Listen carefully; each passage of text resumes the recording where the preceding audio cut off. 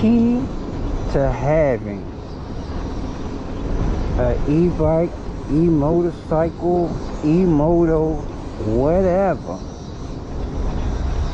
and having good range, good power with low voltage sag is to not only have a pack with premium cells and built for high current, but also its capacity and its discharge rate should be well above whatever is required for the controller that you're running, or not even the size of controller that you're running, but the power levels that you have your controller set at. Because you can have a extremely large dumbass controller, but that don't mean you have to run it at its max power. Now obviously your controller would work very easy and not overheat or get hot or not worry about blowing MOSFETs. If you have a controller that is capable of 1,000 DC line amps and 2,800 phase amps, but you're only running it at 450 DC line amps and 800 phase amps, all right? So that makes it easy on your controller. Now as far as your battery is concerned, if you got a pack that's only capable of 500 DC line amps, that's its max discharge rate, and your controller is set to 500 DC line amps, then obviously when you max throttle, you're going to be putting a huge demand on your 500 amp pack. You maxing out its discharge output. So at that rate, don't expect your pack to be able to hold its voltage well. And by holding voltage, I mean when you put that full load on it, that it won't snatch all the way back, 10 and 15 volts. Not to mention you won't have any range. So I always make sure that my pack is at least double as far as discharge rate. And as far as amp hour, your capacity, all that goes hand in hand. Your discharge rate and your capacity, the bigger the pack, the more it can output, the more range you have. So, you definitely don't want a 24 amp hour pack, right? Yeah, say you got a little small 24 amp hour pack and you got miler cells in it, and even that little 24 amp hour pack, which is about 6p for most cells, most of those cells are in that, say they're 4,000 milliamp or 4,200 milliamp or whatever. So 24 amp hours would be about 6p. And the maximum output, let's just say it's some P42s, and let's just give it them 45 amps. So yeah, that's about close to 300 amps, the max output of that 6p. You damn sure don't want to have your controller set at 300 amps and that's all you got is a 6p pack.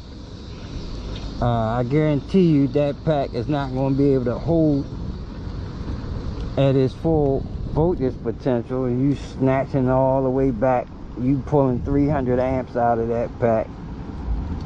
I guarantee you you're going to have a whole lot of voltage sag.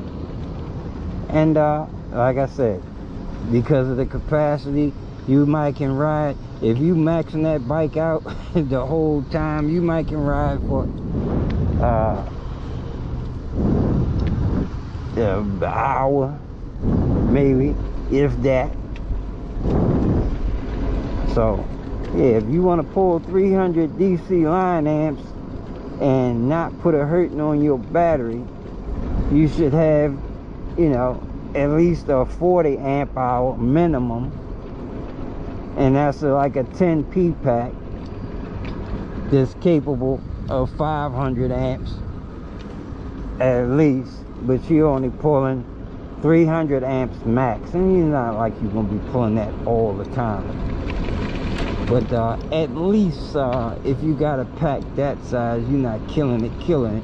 But at the same time, I still would like to have a bigger pack than that, you know, 12p.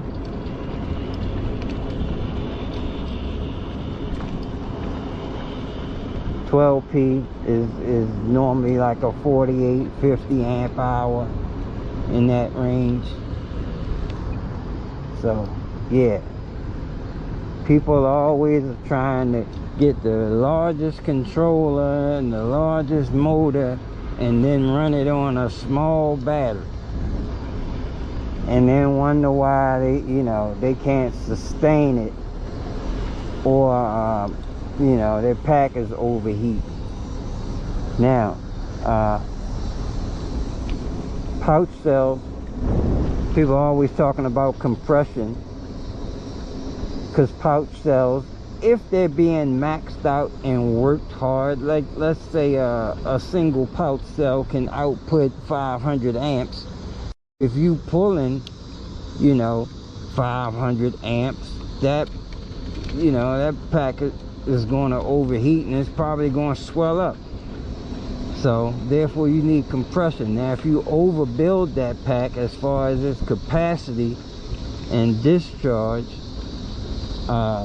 instead of having a 1p and you got a 4p that's capable of 2,000 amps, but you're only pulling 500 amps, you don't even need compression at that point, because that pack will barely be breaking a sweat at 500 amps. So, you know, you can pull 500 amps all day long on a 4p pouch cell pack, and you know, it's capable of 2,000 amps. It's large in its capacity and in its discharge rate. And a pack like that, you can put a nice old large controller on it.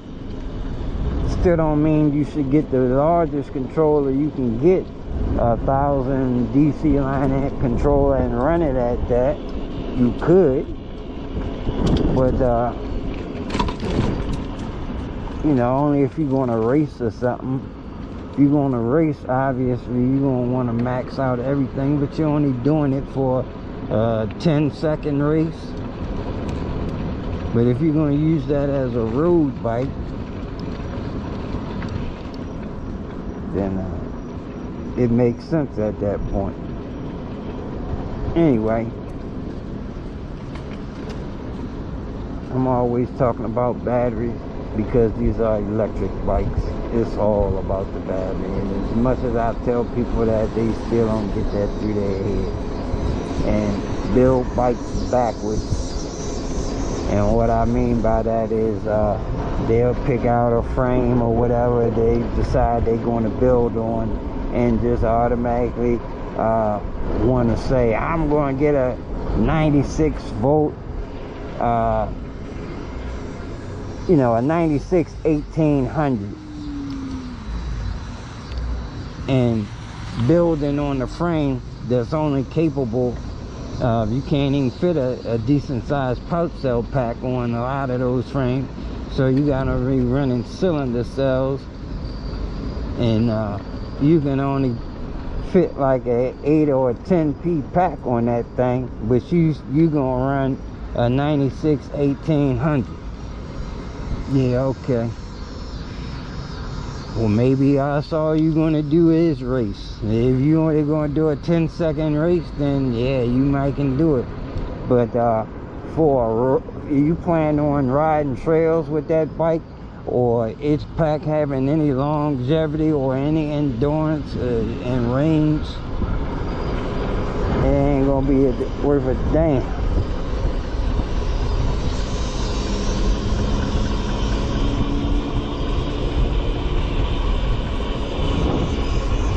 This thing right here,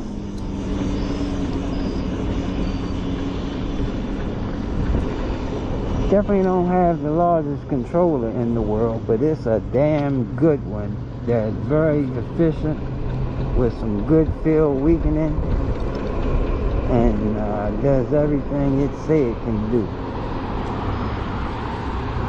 I got this bad boy unlocked as far as the field weakening.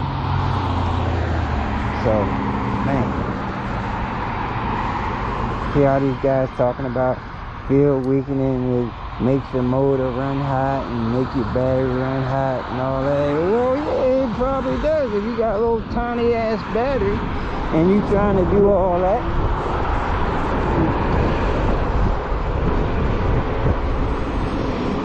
I got a good goddamn battery. I know, I built it.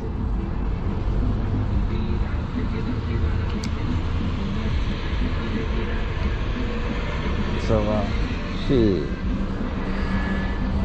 450 DC line amps with 50% field weakening is 275 amps for the field weakening. So on the max, I'm pulling over 600 amps.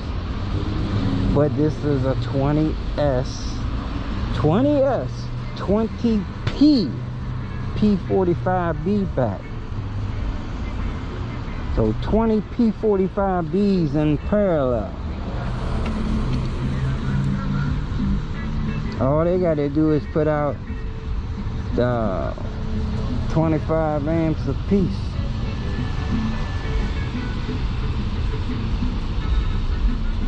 A little more than that, but not much more. They ain't working hard.